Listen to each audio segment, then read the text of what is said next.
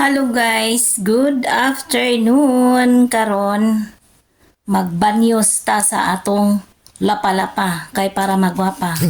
Bag-ong giluguran maong atong banyosan daani. Ayan, Vaseline guys. Always ni nako pag bag-ong niluguran ang akong lapa-lapa ay bagnusan nako ani tapos midyasan 24 hours. Pagkaog ma-smooth ang kalabasan sa iyong lapalapa. Kaya guys, buhata na ninyo ha. Vaseline para sa mga lapalapa diha nga hait. Charot. Ayan guys, magbagnos-bagnos na ko sa akong lapalapa guys. Kay kanang maputi, mapula-pula biya niyang tikod guys. Moingon biya na akong maguwang kanang muuli ko diha.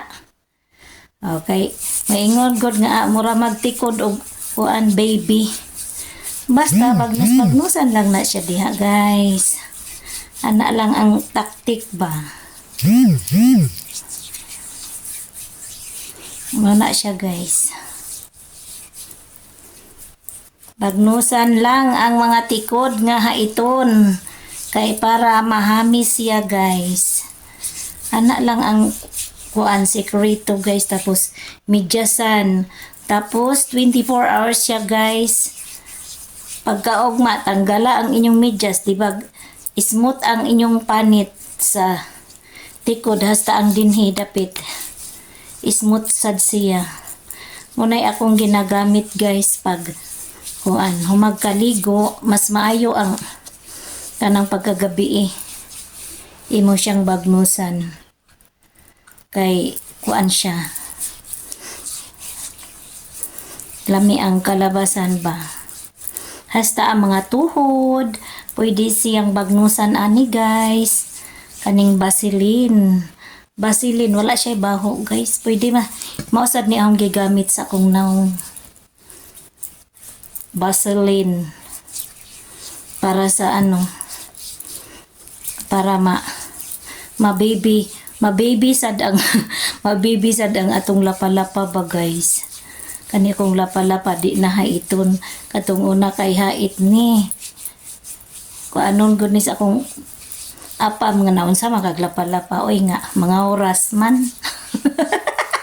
Mga oras daw akong lapa-lapa guys, kay unsaon kaning taga-bukid ba, kabaw biya kas taga-bukid ug lapa-lapa nga hait unya kuan murag patay ba kay magaputawon siya kubal nya sukad adto nga tudloan ko sa ugangan kani daw gamiton na siya guys. Okay na siya, thank you na guys. Gimidyasan na nako guys ang akong lapu-lapa kay para ma-smooth na siya ug magwapa ni siya.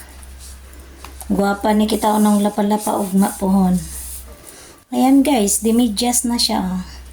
Hello, shout out. Shout out guys. Dimidyas na ang aking lapa-lapa na gibagnusan og Vaseline. Vaseline na guys para sa mga kubal. Pampaputi isa daw ni.